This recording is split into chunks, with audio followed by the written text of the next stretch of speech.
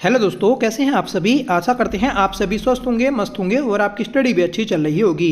दोस्तों, हमारी एक सीरीज चल रही थी उत्तराखंड जिला सीरीज। उत्तराखंड जिला सीरीज में हम अल्मोड़ा जिले को पढ़ चुके थे। आज हम दोस्तों नैनीताल जिले को कंप्लीट करेंगे। ये हमारा 7वां जिला है। अगर आपने पिछले सभी जिले नहीं पढ़े हैं तो प्लीज़ आप प्ले लिस्ट में जाकर पढ़ सकते हैं। और जिन लोगों के पास में डिस्ट्रिक्ट सीरीज के नोट्स नहीं हैं तो वह हमारी इस सीरीज के माध्यम से नोट्स भी बना सकते हैं। तो चलिए शुरू कर लेते हैं आज के अपनी इस क्लास को। दोस्तों, नैनीताल की हम बात करेंगे तो नैनीताल की स्थापना 1891 ईस्वी में हुई थी। इसी समय दोस्तों अल्मोड़ा की भी स्थापना हुई थी। देखिए, कुमाऊं अपने आप में एक पहले जिला था।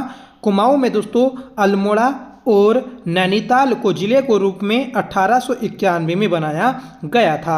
1891 में कुमाऊं कमिश्नर आर्स्किन था। आर्स्किन का दोस्तों कार्यकाल 1889 से 92 तक आता है। ठीक है। नैनीताल की खोज 24 नवंबर 1841 को पीटी बैरन के द्वारा की गई थी। देखिए, कहीं पर पीटी बैरन या सीपी बैरन भी देखने को मिल सकता है। पीटी बैरन की हम बात करेंगे तो यह शाहजहांपुर का चीनी व्यापारी था। ठीक है। जब इस झील की खोज की गई थी तो इस झील को खोजने के बाद इसे इंग्लिश मैन समाचार पत्र में प्रकाशित किया गया था। इंग्लिश मैन समाचार पत्र ये कोलकाता से प्रकाशित होता था और 31 दिसंबर 1842 को इस झील के बारे में समाचार छापे गए थे। ठीक है। सीपी बैरन की पुस्तक आती है वंडरिंग इन द हिमालय। ठीक है। और दोस्तों इसका जो आवास था तो वह पिलग्रिम कॉटेज था, जो कि 1841 में नैनीताल में बनाया गया था। नैनीताल का प्राचीन नाम खड़देश और छहखाता परगना भी है। ठीक है। क्वेश्चन बन जाएगा कि छहखाता किसका प्राचीन नाम है, तो दोस्तों नैनीताल जिले का। नैनीताल को ही खड़देश के नाम से भी जानते हैं। उपनाम की हम बात करेंगे तो नैनीताल को पहाड़ों का राजकुमार, सरोवर नगरी, झीलों की नगरी, भारत तथा कुमाऊं का बेस्ट मोरलैंड के नाम से भी नैनीताल को जानते हैं। नैनीताल को लेक डिस्ट्रिक्ट ऑफ इंडिया के नाम से भी जाना जाता है। ठीक है। नैनीताल नगर पालिका ये 3 अक्टूबर 1850 को बनाई गई थी, जो कि पहली संवैधानिक नगर पालिका भी आती है उत्तराखंड के अंदर। इसे संवैधानिक दर्जा 1873 में दिया गया था। उत्तर भारत की पहली रजिस्टर्ड नगर पालिका भी दोस्तों नैनीताल नगर पालिका है। देखिए, उत्तराखंड में 1842 में मुनस्यारी को नगर पालिका का दर्जा दिया गया था, पर वह दोस्तों रजिस्टर्ड नगर पालिका नहीं थी।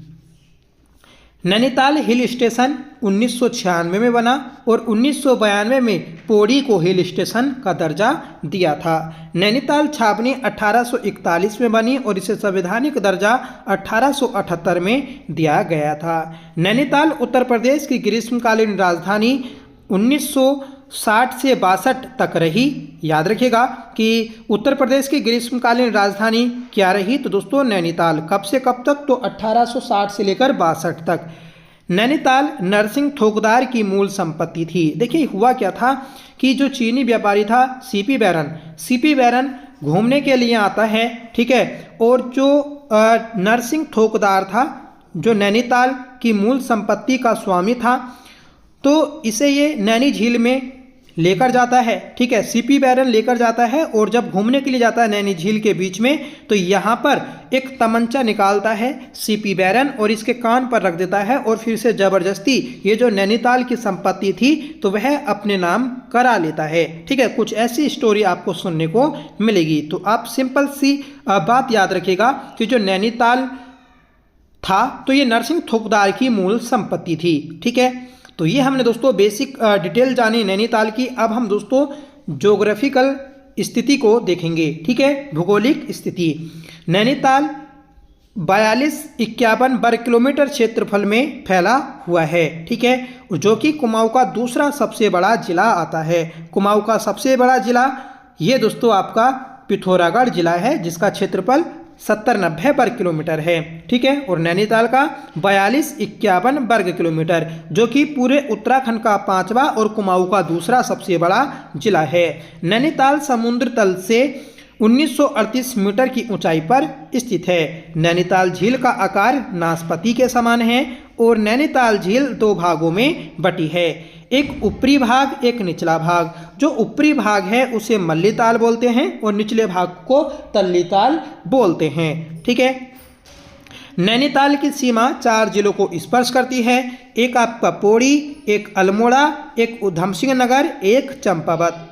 ठीक है, तो याद रखिएगा नैनीताल की सीमा उत्तर प्रदेश के बिजनौर जिले को भी स्पर्श करती है। ठीक है, देखिए उत्तराखंड के 4 जिले और उत्तर प्रदेश का एक जिला बिजनौर। ठीक है, नैनीताल जिले की सबसे छोटी अंतर्राज्यीय सीमा जो है तो ये आपकी बिजनौर से लगती है। मतलब क्वेश्चन बन जाएगा कि जो हमारे उत्तराखंड के जिले हैं जो उत्तर प्रदेश से सीमा बनाते हैं तो उनमें सबसे छोटी सीमा जो बनाता है तो वह नैनीताल ही बनाता है। ठीक है, तो ये हमारी भौगोलिक स्थिति थी। अब दोस्तों हम प्रशासनिक व्यवस्था को देखेंगे।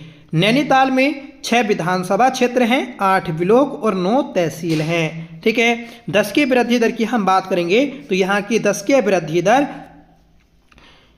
25.13% है और सबसे ज़्यादा 10 के वृद्धि दर की हम बात करेंगे तो वह होगा दोस्तों उधमसिंह नगर। ठीक है, यहाँ की जो 10 के वृद्धि दर है 33.45% है। ठीक है, तो इस चीज़ को याद रखिएगा। लिंग अनुपात 934 और जनघनत्व दोस्तों 225 है। जनघनत्व की हम बात करेंगे तो 225 जनघनत्व है। ठीक है, और सबसे ज़्यादा जनघनत्व की हम बात करेंगे तो ये आपका हरिद्वार का है 801 और सबसे कम है दोस्तों उत्तरकाशी का 41। ठीक है, पुरुष साक्षरता 83.88% है। ठीक है, सॉरी ये साक्षरता है और पुरुष साक्षरता है दोस्तों 90.07%। महिला साक्षरता 78.74% है। नगर निगम की हम बात करेंगे तो नैनीताल में एक नगर निगम है हल्द्वानी जो कि 2011 में बनी थी। 2011 में ही दोस्तों हरिद्वार को भी नगर निगम का दर्जा दिया गया था। इनसे पहले दोस्तों देहरादून को भी नगर निगम बनाया गया था 1998 में। फिर जब दोस्तों हमारा राज्य बना उत्तराखंड तो इसे नगर पालिका का दर्जा जो था तो वह रद्द कर दिया गया और फिर दोबारा दोस्तों 2003 में देहरादून को नगर पालिका का दर्जा दिया गया था। ठीक है, तो ये प्रशासनिक व्यवस्था थी। अब देखेंगे दोस्तों हम नैनीताल के प्रमुख स्थान। पहला स्थान है हल्द्वानी। हल्द्वानी ये गोला नदी के तट पर स्थित है और गोला नदी को हल्द्वानी की जीवन रेखा बोलते हैं। गोला नदी का प्राचीन नाम पुष्पभद्रा है। क्वेश्चन कई बार पूछा गया है कि गोला नदी का प्राचीन नाम क्या है तो दोस्तों पुष्पभद्रा। हल्द्वानी में ही नाहन पर्वत श्रृंखलाएं देखने को मिलती हैं। हल्द्वानी का प्राचीन नाम बमोरी और बाड़ा खड़ी है। ठीक है, तो क्वेश्चन बन जाएगा कि बाड़ा खड़ी किसका प्राचीन नाम है या फिर दोस्तों बमोरी किसका प्राचीन नाम है। तो ये दोनों नाम आपके हल्द्वानी के प्राचीन नाम हैं। हल्द्वानी की जो आधुनिक खोज की तो ये 1834 में कमिश्नर ट्रेल के द्वारा की गई थी और हल्द्वानी में बस्तियों को बसाने का श्रेय रुद्रचंद को जाता है। हल्द्वानी का उपनाम कुमाऊं का दूसरा प्रवेश द्वार है। क्वेश्चन बन जाएगा कि कुमाऊं का दूसरा प्रवेश द्वार किसको बोलते हैं तो हल्द्वानी को बोलते हैं। ठीक है, हल्द्वानी नगर पालिका 1 सितंबर 1966 को बनी और नगर निगम 2011 में बनी है। हल्द्वानी में नहरें बनाने का श्रेय रैमजे को जाता है। ठीक है, और काशीपुर में तो मैकडोनाल्ड। ठीक है, ट्रेल के द्वारा हल्द्वानी में खाम का बंगला बनाया गया था। क्वेश्चन बन जाएगा कि खाम का बंगला राज्य में कहाँ स्थित है तो ये हल्द्वानी में स्थित है। किसके द्वारा बनाया गया तो कमिश्नर ट्रेल के द्वारा बनाया गया था। हल्द्वानी में ही डाकू सुल्ताना का कुआं भी स्थित है। ठीक है, और दूध वाला कुआं कहाँ पर है तो आपको बताना होगा दोस्तों नानक मत्ता में। ठीक है, हल्द्वानी यह राज्य की सबसे बड़ी व्यापारिक मंडी है। ठीक है, यह यहाँ पर राज्य की सबसे बड़ी बांस मंडी भी स्थित है। क्वेश्चन बन जाएगा कि राज्य की सबसे बड़ी बांस मंडी कहाँ पर है तो दोस्तों हल्द्वानी में। यह कुमाऊं का सबसे बड़ा नगर निगम भी है। ठीक है, तो कुमाऊं का सबसे बड़ा नगर निगम हल्द्वानी। आर्य समाज की स्थापना हल्द्वानी में 1901 में हुई और सनातन धर्म की स्थापना 1902 में हुई थी। ठीक है, रेल यातायात की शुरुआत 24 अप्रैल 1884 को हुई थी और जो यहाँ पर ट्रेन चली थी तो वह दोस्तों अवध तिरहुत मेल थी। ठीक है, अवध तिरहुत मेल थी, याद रखिएगा, इंपॉर्टेंट है। देखिए हमारे उत्तराखंड में सबसे पहले जो ट्रेन चली थी तो ये 1884 में ही चली थी। ठीक है, टाउन एरिया कमेटी की स्थापना हल्द्वानी में 1885 में हुई थी। ठीक है, लॉर्ड हार्डिंग के द्वारा 1913-14 में गोला नदी पर पुलों का निर्माण करवाया गया था। देखिए लॉर्ड हार्डिंग जो था वायसराय, तो इसके द्वारा 1913-14 में गोला नदी पर पुलों का निर्माण करवाया गया था। हल्द्वानी में रामायण वाटिका की स्थापना 7 जुलाई 2020 को की गई। देखिए डेट इतनी इम्पोर्टेंट नहीं है, आप बस इतना याद रखिएगा कि भारत की पहली रामायण वाटिका कहाँ पर बनी, तो ये हल्द्वानी में बनी है और ये प्रश्न आपका पेपर में पूछा भी गया है। भारत का पोलिनेटर पार्क ये भी दोस्तों हल्द्वानी में स्थित है, जो कि 18 दिसंबर 2020 को बना था। भारत का प्रथम पाम गार्डन ये 26 सितंबर 2021 को बनाया गया। ठीक है, तो पाम गार्डन पूरे भारत का पहला जो बना तो ये हल्द्वानी में बना। उत्तराखंड का प्रथम जैव विविधता या फिर बायोडाइवर्सिटी पार्क ये 2022 में हल्द्वानी में बनाया गया। भारत का प्रथम कार्बन न्यूट्रल जू या चिड़ियाघर ये 2016 में हल्द्वानी में बना था। ठीक है, याद रखिएगा 18 दिसंबर 2016। ठीक है, तो ये था आपका हल्द्वानी। हल्द्वानी में प्रमुख संस्थान देखेंगे तो पहला है दोस्तों Sushila Tiwari memorial hospital. Sushila Tiwari memorial hospital ये 19 मार्च 1997 को बना था। इसे मेडिकल कॉलेज का दर्जा 2004 में दिया गया और राजकीय मेडिकल का दर्जा 1 मई 2010 को दिया गया। तो राजकीय मेडिकल कॉलेज का दर्जा 1 मई 2010, ठीक है, और मेडिकल कॉलेज का दर्जा 2004 में, स्थापना 1997 में, याद रखें। यह राज्य का प्रथम कैंसर अस्पताल भी है। ठीक है, और यह दोस्तों राज्य का प्रथम पैरामेडिकल कॉलेज भी है। तो ये सभी बातें आपको याद रखनी है सुशीला तिवारी मेमोरियल हॉस्पिटल से। इंदिरा गांधी क्रिकेट स्टेडियम, तो इंदिरा गांधी क्रिकेट स्टेडियम ये 18 दिसंबर 2016 को बना था, जिसका उद्घाटन हरीश रावत के द्वारा किया गया था। मतलब जब इसका उद्घाटन हुआ 18 दिसंबर 2016 को, तो इस समय सीएम जो थे उत्तराखंड के तो वह हरीश रावत थे। ठीक है, और देखिए इससे 2 दिन पहले राजीव गांधी अंतर्राष्ट्रीय क्रिकेट स्टेडियम की स्थापना जो हुई थी तो ये आपकी देहरादून में हुई थी। हल्द्वानी में उच्च शिक्षा निदेशालय की स्थापना 1 जुलाई 2001 को की गई। फॉरेस्ट ट्रेनिंग स्कूल ये 1978 में बना। ठीक है, तो 1978 में फॉरेस्ट ट्रेनिंग स्कूल की स्थापना की गई थी। कत्था फैक्ट्री की स्थापना 1835 में की गई। तो क्वेश्चन बनेगा कि राज्य में सर्वप्रथम कत्था फैक्ट्री कहाँ पर लगाई गई थी, तो ये हल्द्वानी में लगाई गई थी। ठीक है, 1835 में। और कत्था किस वृक्ष से निकाला जाता है, तो ये दोस्तों खैर के वृक्ष से निकाला जाता है। ठीक है, लघु उद्योग सेवा संस्थान, तो ये 2015 में बना था। अगला पॉइंट है कि वन एवं वन पंचायत प्रशिक्षण अकेडमी, तो ये 2001 में बनी थी। ठीक है, तो दोस्तों सभी इंपॉर्टेंट पॉइंट थे आपके हल्द्वानी को लेकर, यहाँ से काफ़ी प्रश्न आपके बनते हैं। ठीक है दोस्तों, अभी तक आपने वीडियो को लाइक नहीं किया है तो प्लीज़ आप वीडियो को लाइक ज़रूर कर दें, और चैनल पर पहली बार विजिट कर रहे हैं तो प्लीज़ चैनल को भी सब्सक्राइब जरूर कर लीजिएगा, आपसे रिक्वेस्ट है। ठीक है, राष्ट्रीय कृषि एवं ग्रामीण विकास समिति ये 25 मार्च 1995 को हल्द्वानी में बनाई गई। ठीक है, तो हल्द्वानी में ही स्थित है राष्ट्रीय कृषि एवं ग्रामीण विकास समिति, जो कि 25 मार्च 1995 को बनी। राज्य का प्रथम दुग्ध संघ, ठीक है, या डेयरी विकास संघ, तो ये आपका हल्द्वानी में स्थित है, जिसकी स्थापना 1 अगस्त 1949 को प्रजापति जोशी के द्वारा की गई थी।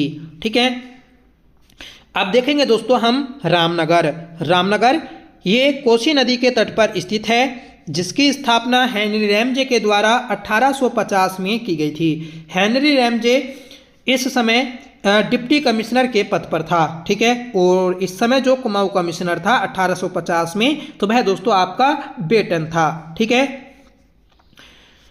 देखिए हेनरी रैमजे पूरी कुमाऊं कमिश्नरी में सबसे लंबे कार्यकाल वाला कमिश्नर था, जिसका कार्यकाल 1856 से लेकर 1884 तक रहा है। ठीक है। रामनगर का उपनाम पश्चिमी कुमाऊं का प्रवेश द्वार और दूसरा कुमाऊं का प्रवेश द्वार तो वह हल्द्वानी था। ठीक है। महाभारत में रामनगर को अहचतु बोला गया है। ठीक है।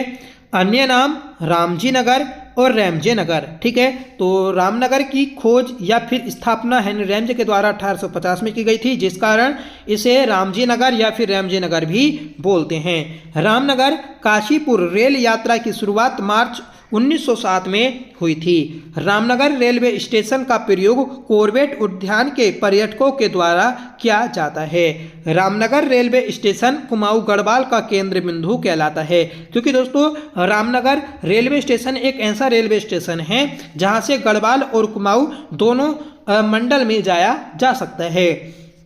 रामनगर में उत्तराखंड विद्यालय शिक्षा परिषद ये रामनगर में ही स्थित है, जिसकी स्थापना 11 दिसंबर 2008 को हुई थी। ठीक है। जो हमारा उत्तराखंड बोर्ड है, ठीक है, जो आपकी 10th 12th की एग्ज़ाम कराता है, परीक्षाएं कराता है, तो इसका जो आपका मुख्यालय है तो ये रामनगर में स्थित है, जिसकी स्थापना 11 दिसंबर 2008 में की गई थी।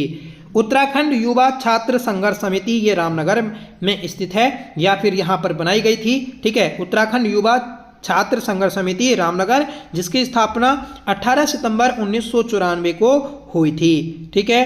पर्वतीय राज्य परिषद ये भी रामनगर में स्थित है, जिसकी स्थापना 24-25 जून 1967 को हुई थी। ठीक है। तो 1967 में दया कृष्ण पांडे के द्वारा पर्वतीय राज्य परिषद की स्थापना रामनगर में की गई थी। ठीक है। और इसके उपाध्यक्ष गोविंद सिंह मेहरा थे और सचिव दोस्तों नारायण दत्त सुंदरियाल थे। ठीक है। तीनों ही व्यक्ति आपके पूछे जाते हैं, तो याद रखेगा कि संस्थापक या फिर अध्यक्ष जो थे तो दया कृष्ण पांडे, उपाध्यक्ष गोविंद सिंह मेहरा और महासचिव नारायण दत्त सुंदरियाल थे। ठीक है।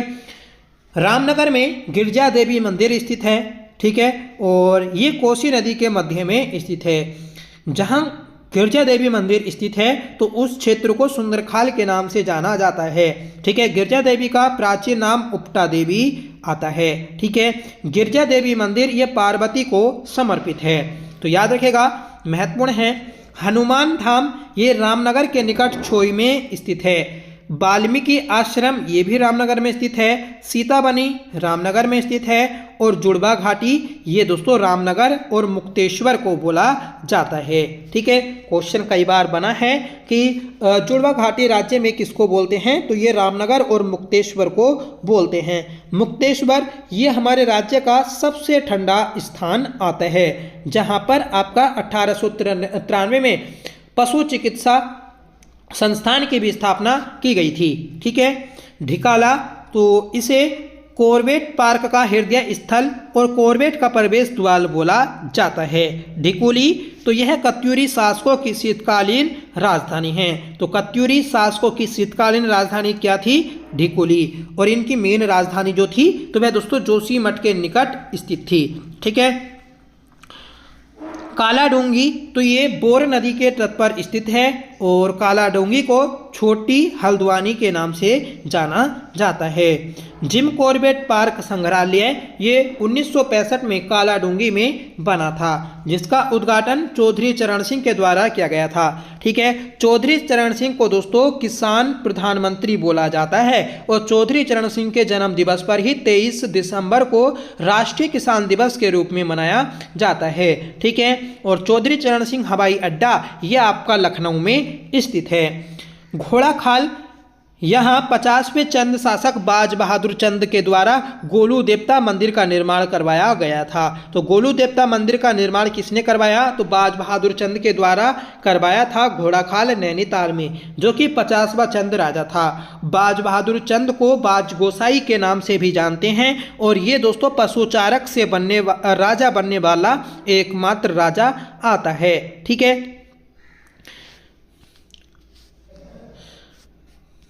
सैनिक स्कूल तो ये आपका घोड़ाखाल नैनीताल में स्थित है, जिसकी स्थापना 21 मार्च 1966 को जेएमएल शाह के द्वारा की गई थी।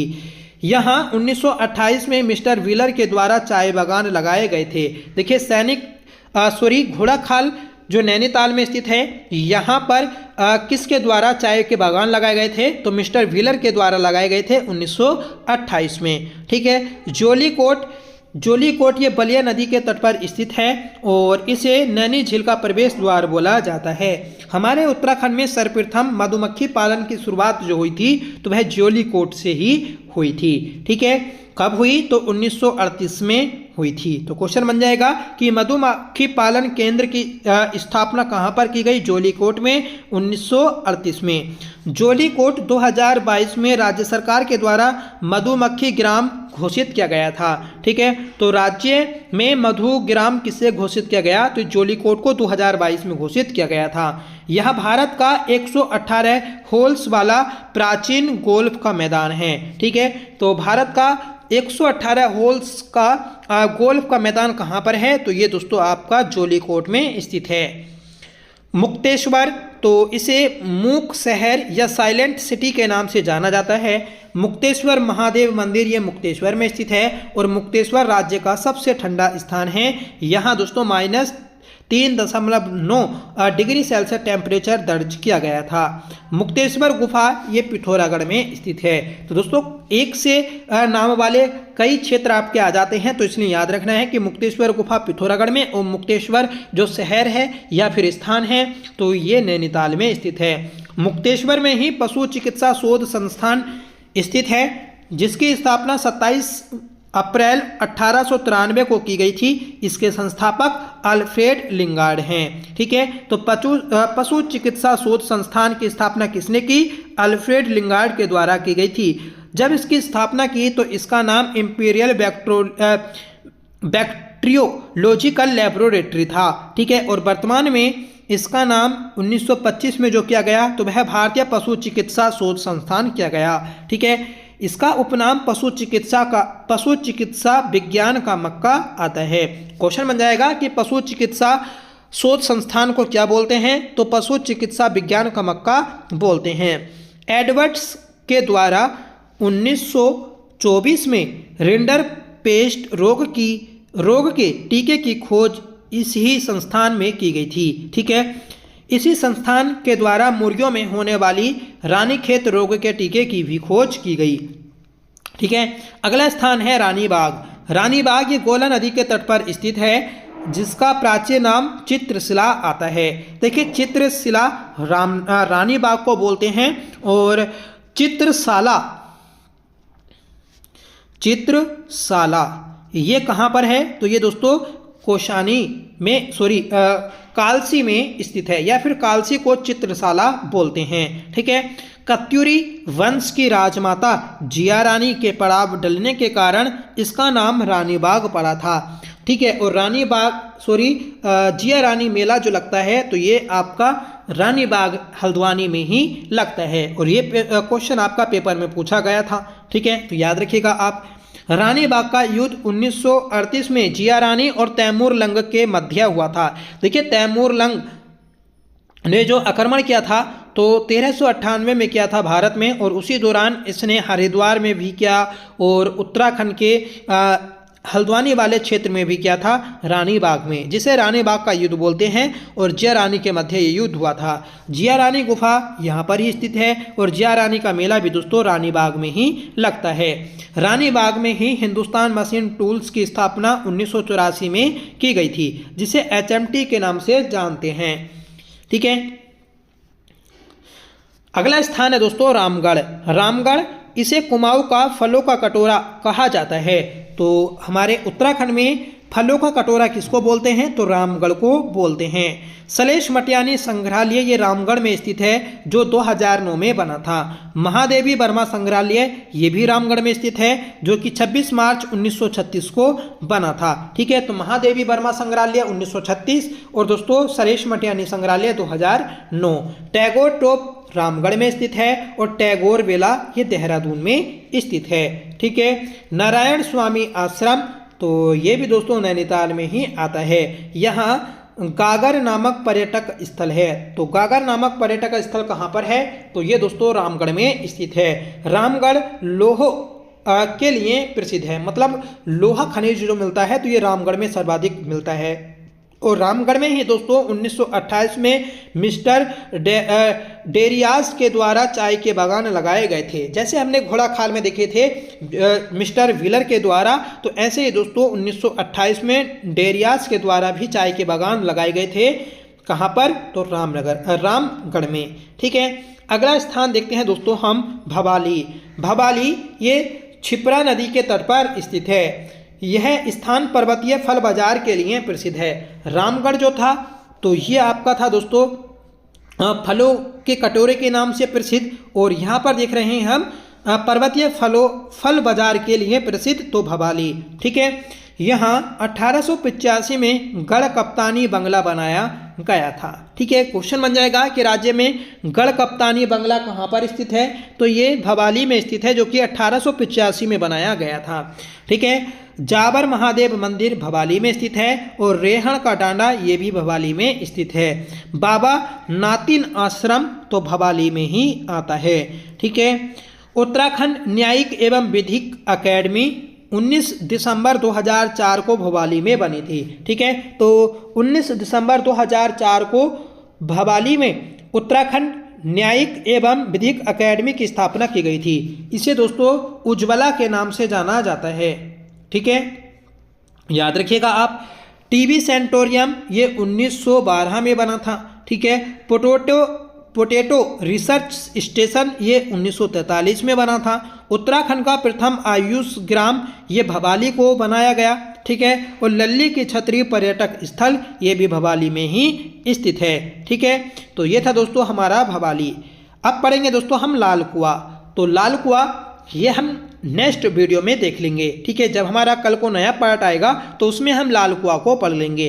ठीक है, आज की क्लास में बस इतना ही रखते हैं, नहीं तो दोस्तों लंबी हो जाएगी क्लास। ठीक है, और ये भी 3 पार्ट में आपकी कंप्लीट हो जाएगी। ठीक है, फिर हमारे 7 जिले कंप्लीट हो जाएंगे, फिर छोटे छोटे जिले ही बचेंगे।